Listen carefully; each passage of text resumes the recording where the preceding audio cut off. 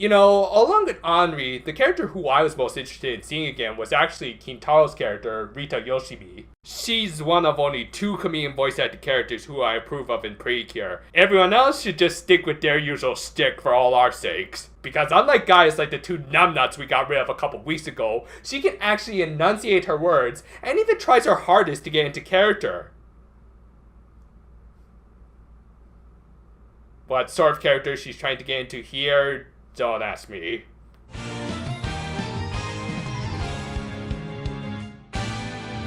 This week's episode again opens without the usual intros. God, I'm starting to miss those. Anyway, Emir and Ruru were watching a talk show featuring their latest performance and how they've become a fairly popular upstart band. Though they also received some harsh criticism from someone who just sounds like they were trying to stir up some controversy. Good morning talk shows in a nutshell. Regardless, this left Emir a little depressed. But no time to worry about that, as apparently between episodes they actually signed with Purple's talent agency and she had a gig for them.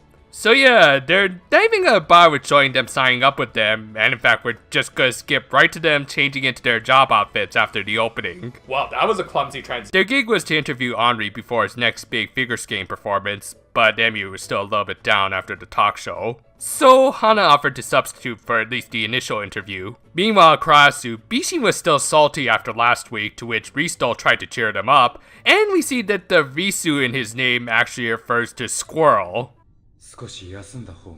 I think somebody needs to tell Shiichiro Miki he doesn't have to use his lock-on voice for that design. I think more of the James voice would actually work better. Anyway, Bishin wasn't interested in being comforted by their superior this week, as apparently he was the first one to abandon their hometown of the Harihari district. Good gravy, these Rohans have a lot of issues. Stirred on by this, Squirrel Girl's daddy decided to initiate his next big plan, to start recruiting new employees into their company. Meanwhile, after some more blatant Harry Homari shipping, guess they didn't get enough last week, Hana was getting ready for her interview. Hime, calm down, you still do that mouthing the best.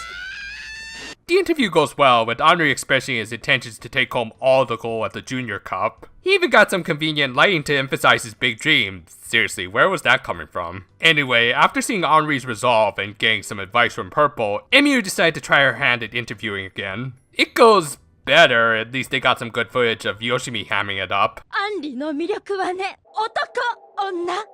Sonna koto wa kankei nai. Kare no utsukushisa wa subete o ryōga suru no. Okay. Still, while he was performing very well, Henri couldn't shake off the feeling that things might have been better back in his early days. And considering how he had to live up to everyone's expectations, it was starting to eat at him, to which Ruru expressed her concerns that Emu was going through a similar dilemma. While trying to help fix her hair, some nosy reporters tried to take a few pictures to ignite a scandal between the figure skater and the pop idol. And TMZ in a nutshell.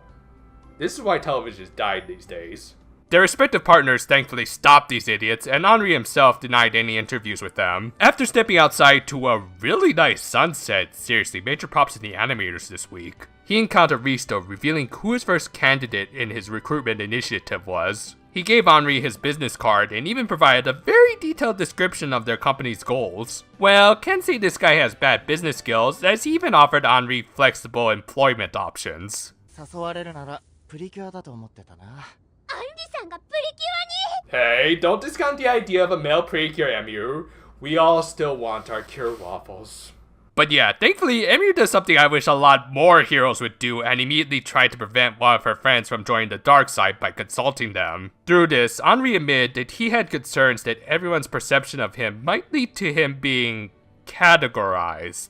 Moreover, his own self-image was becoming hard to grasp as puberty was starting to hit him like a ton of bricks. Yeah, the show purposely kept things really vague here, though I think most of us could just fill in the blanks. Anyway, Emu does give him the best advice possible for someone in his position. He simply needed to start loving himself. Ironically, it was a phrase she originally learned from him, and one she was going to start taking a little bit more to heart. The next day was Henri's big performance. It was going well, even though he was experiencing slight pains in his legs, more on that later. But what really ended up throwing him off his game was that same annoying reporter from earlier cutting off the electricity to his music. What an asshole! Seriously, the worst part about this episode is the fact that this guy got off relatively scot-free in spite of what's coming up. Still, without music, Henri was left in a tough spot until a couple of local towns decided to chime in. As much as I think this song has been overused in this series, I will admit this was one of the better applications of it. Left without a scoop to make some clickbait out of, the reporter was left dejected and open to an attack by Ristol, who admitted even he doesn't like dealing with trash like this. Guys say, I am not a fan of the sequel to Captain Underpants. The Precure quickly deployed to rescue their male damsel in distress. Wonder if there's a term for that. But were intercepted by Ristol, who wanted to perform an immediate interview of his first candidate. Nope. No.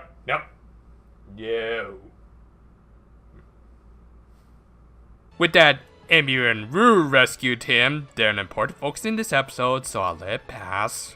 And they defeated the Dark Captain Underpants. Thus, the episode ended with Henri giving a speech about how he hoped to work towards a future where everyone could live freely. However, his own ability to live freely was starting to fade as his earlier leg injuries were starting to act up again, in a way very similar to something his friend went through. With his own body starting to work against him, that business card Ristol left him was starting to look more and more tempting. Going into this week's episode, I'll admit, I was a little concerned that they might ruin Henri's character through a sudden heel turn.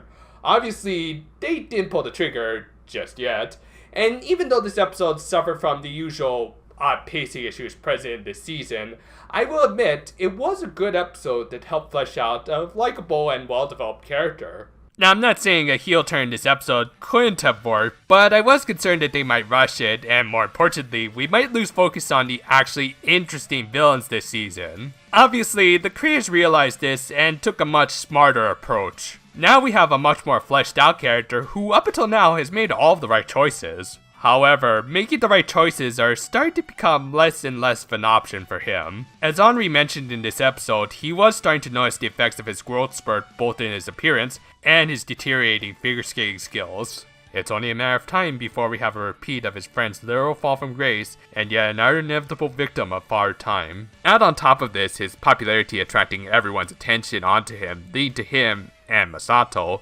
possibly being judged and categorized in a very homogenized country like Japan, then it starts to become hard to blame the kid if he decides to give the evil corporation a call. On that note, again, I do like that they are taking a subtler approach when addressing this issue and not feeling the need to make a big deal out of it.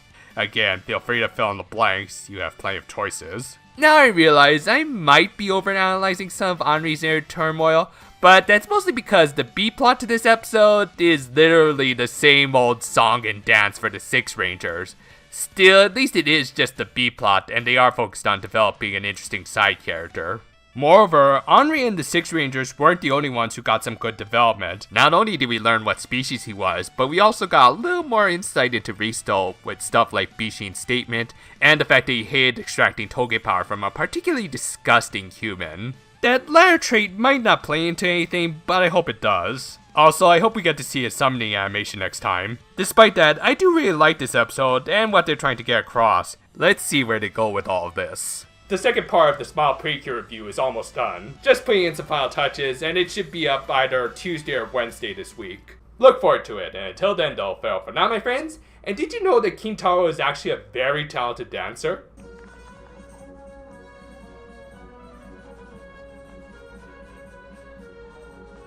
Here's hoping she follows in the footsteps of Ken Maeda and becomes a dance choreographer for the next season.